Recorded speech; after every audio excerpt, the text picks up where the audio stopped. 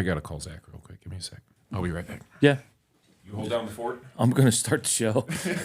I'm going to try to find the most fucked up picture of Ryan that I have. Oddly enough, I have 750 pictures with Ryan in my phone. Ooh, I might do that. Are you done making your little stupid phone calls? I am. All right. Kiko, you in there? I am. Yeah. You rocking and rolling? I'm ready to go whenever you guys are. I think Jim is going to count us down. Well, I guess we're ready. We're ready. Yeah. Let's hit it. What is that shit? What? Look at that. This is the new intro. Look at that. Jim knows how to use technology. There it is. Airdrop, bitches. Boom.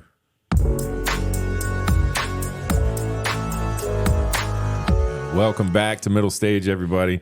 My name is Ryan. Sitting across from me is Mr. Jim Beluch. And What up? in the engineering room is Kiko. Hola, hola. What? Kiko came off a big day yesterday. Had a big shoot here yesterday in the studio. Like pew pew? No, like a, well, I guess. Pew pew. I mean, you never know. Pew pew pew pew. And his arms are hurting. My shoulders are killing me. Holding that boom mic over my shoulders. Yeah. Yeah. And here he is back to work. But it was an interesting. It was cool. It was a good shoot. What time did you get home? I left the studio around, I want to say 6:30 or 7, and so yeah, 7:30 home. And you guys got here like 6:37 in the morning, yeah? I got here at 7:20, something like that. Yeah, it was an early day, but That's a long day. yeah, it was cool. It was worth it. Yeah, it's always a good time, especially when you get to see the behind the scenes, how it all comes together. That's my favorite part. Yeah. Yeah. There's a lot of activity, a lot of people, a lot of stuff that needs to happen just for like a, 30-second commercial. A lot of stuff. It did ruin getting in the industry. It did ruin the way I look at shows now, because I'm like, oh yeah, they shot that in the studio. I'm picking it apart. I'm like, I can't just sit there and enjoy it anymore. You can just tell. It's good stuff. Oh, that one is.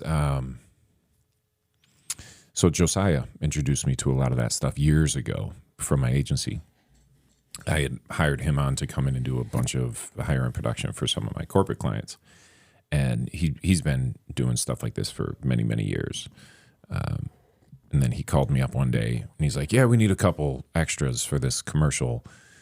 Come down to I think it was the Ramada Inn in Rockford. They like rented out the big convention center down there to use it for a TV commercial. And now it's just really cool because you don't have to rent that out.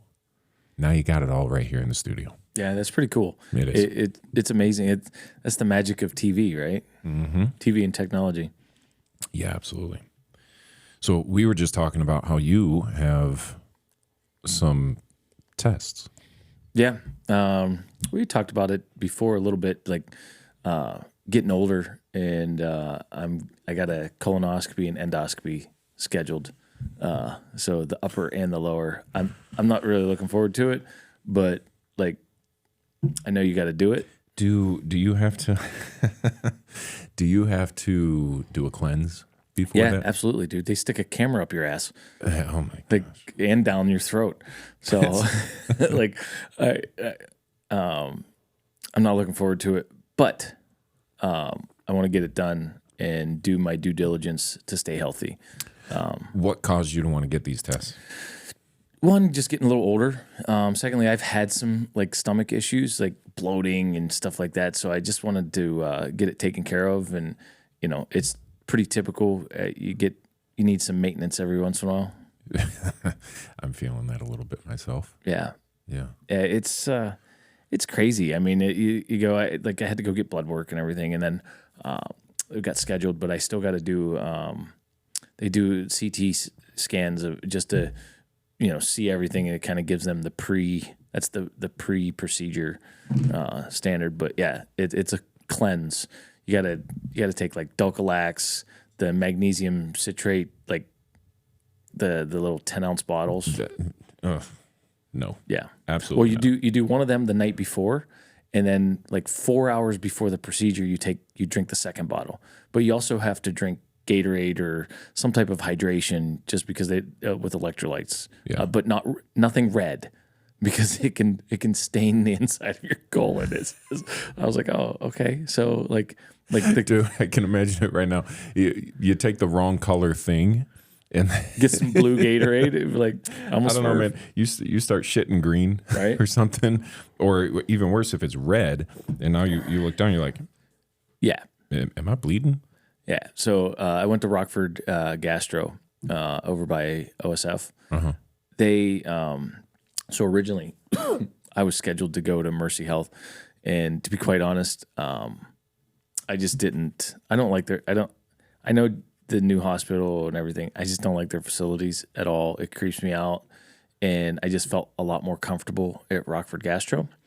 So, and they do all their procedures in-house in their building. That's like a private spot? Yeah, it's right next to OSF. Like, if you take that road that goes into OSF, Roxbury Court or whatever.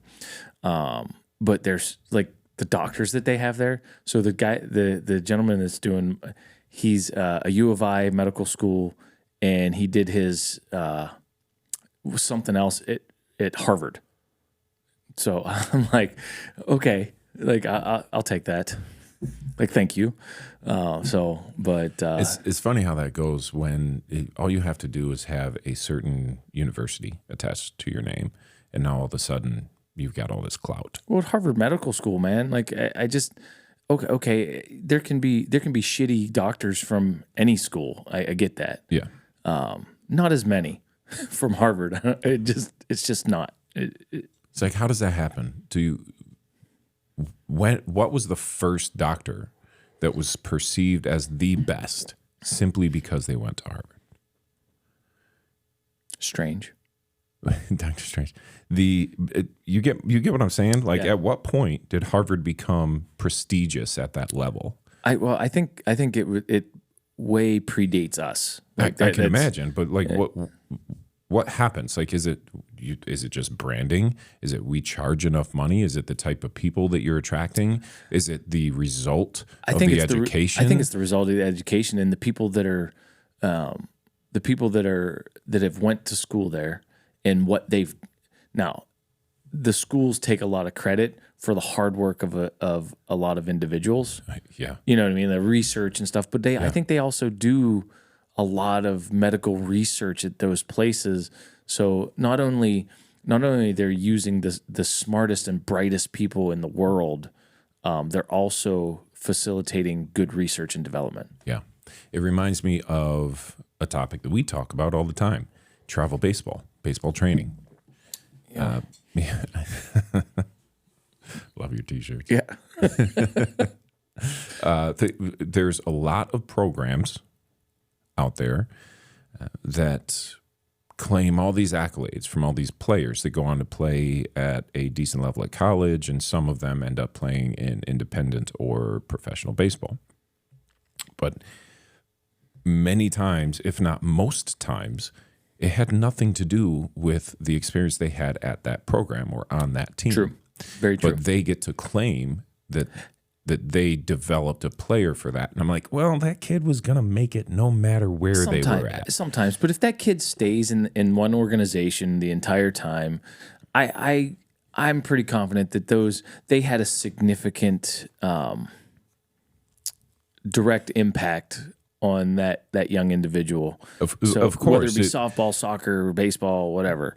But like the onesie, twosie, especially you see a lot of kids in the 15, 16, and 17U, they jump a lot, right? Just because most of the time they start realizing how much, although they had fun doing real travel baseball in their younger years, they find out that, man, just a year or two with my friends is very significant. But they don't want to be on a shit team either, right? Well, nobody wants to, but No. I would argue that they bounce at every age level. The problem is that people are starting to play at that level at 7, 8 years old. Yeah. And on average, I'll look up the data on this and I'll report back maybe next week. But on average, I'd say a player probably stays in the same program for no more than 2 years on average. Yeah. Because 2-3 years, I bet. Everybody's chasing a better coach, more trophies, a nicer uniform, Well, most you know, of the, more games. the big programs though. So in the big programs, a lot of times it's not the player's choice. They are doing those same things, and there is no such thing as loyalty. Unfortunately for your kid, you sign every time for travel baseball and any travel sport for that matter. But that, to my knowledge, is you're signing a 1-year deal contract with that organization, and if they don't think that your child is going to make them look good, they cut them. That is bottom line. That's how it works. And you're either not invited back, you are moving on because your buddies moved to a different team. Your coach gets a higher stipend to put a different logo on their shirt. There's a number of different reasons why you're going to move. Most of the 14U and under, they don't get a stipend or anything like that. They reserve for most of the programs, like up in Wisconsin. They don't do stipends for anybody other than the high schoolers, because those are guys that actually work for the organization. But like the youth levels, 14 and under, is typically one of the dads, or a lot of these big programs, they have dads that have played pro ball or something. Or don't say a lot, Jim. Well, I'll tell you Very this. few I'll tell you have this. coaches that have actually played at a very high level. GRB sticks, Halos. So those are the major ones up in the Milwaukee. All of them do. All of those. And I can go through a list of like 40 other teams. I understand that. I'm just saying 10% of the programs that got experience. I said the major programs. So, and I'm just trying to think. There's a bunch of smaller ones. They're not playing. They're not playing on a national level, like a true national level. The organization, the legit ones, they have a lot of dads and moms for that matter. Like Pro Player over in Crystal Lake or Huntley area, like one of their coaches was a woman, and she played Olympic level softball, and she coached baseball for from the time they were 7 up until, I think she's still coaching. So the larger organizations, the legit ones, they have a lot of parents that have played high level sports. So, and they typically ask them, or they volunteer to be coaches. Unfortunately, that is a very small percentage of programs, and many of them are charging the same amount of money and making the same promises. When at the end of the day, nobody's getting any better experience. Well, it's about the family experience a lot of times now. Like, I know, but like, what about like playing for Roy Gale in Rockford?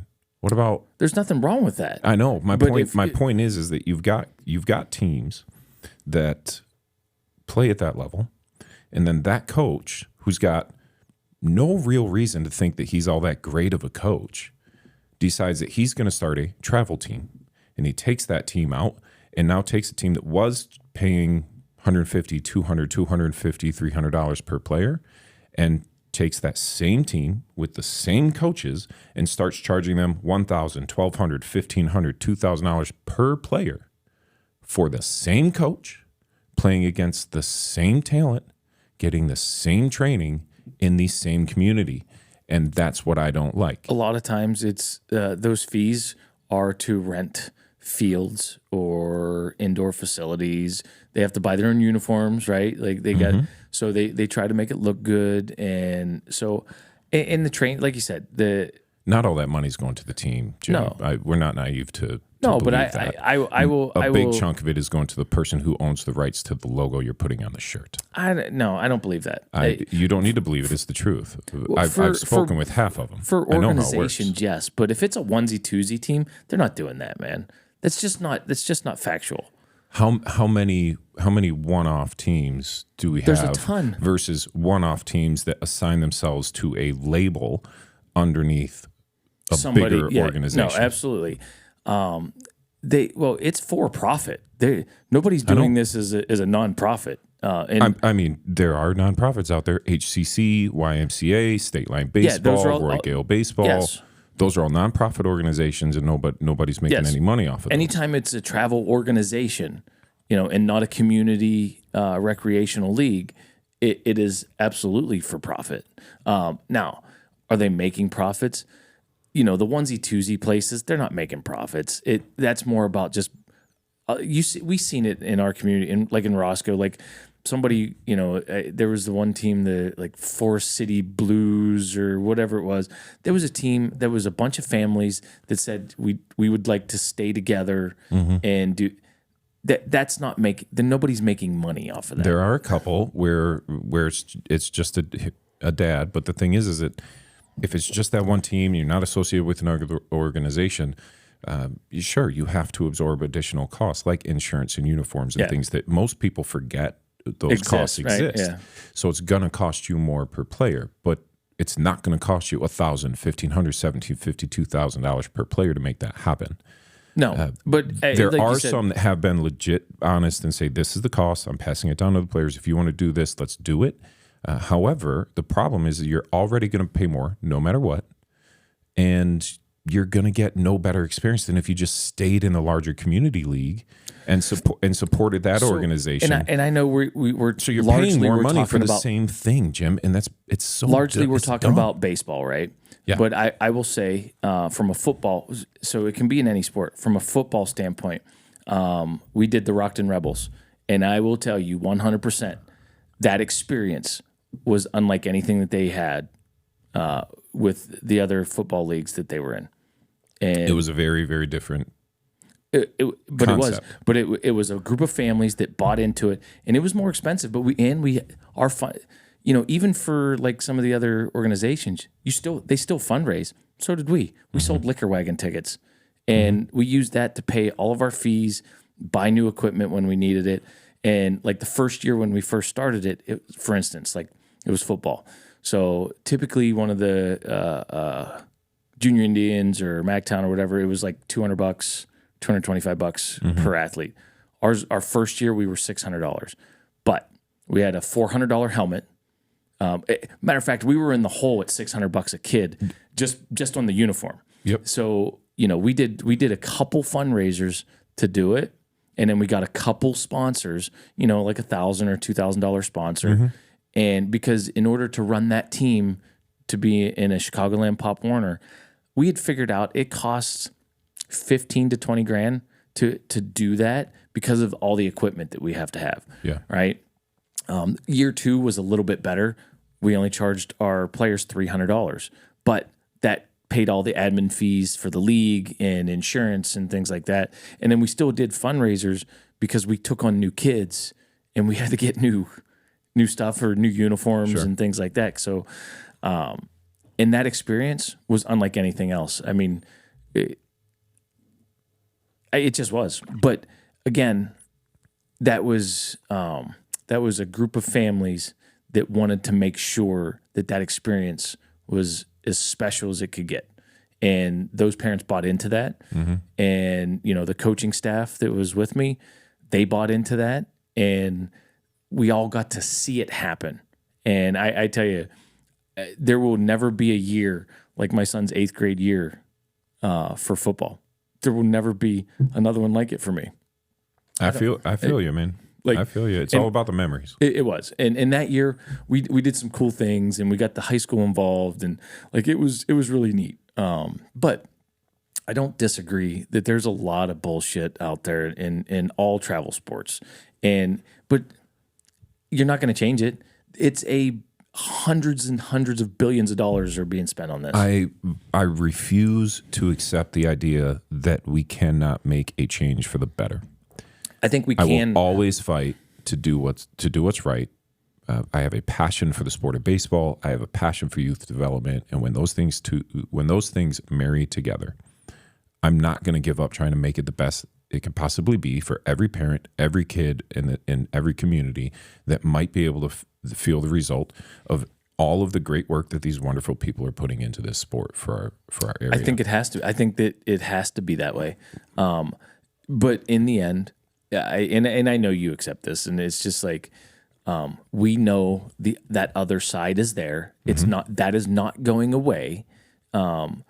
all you can do is just you take your square, you polish your square, and hopefully the people that touch your corners polish. They see your square shine. I get it.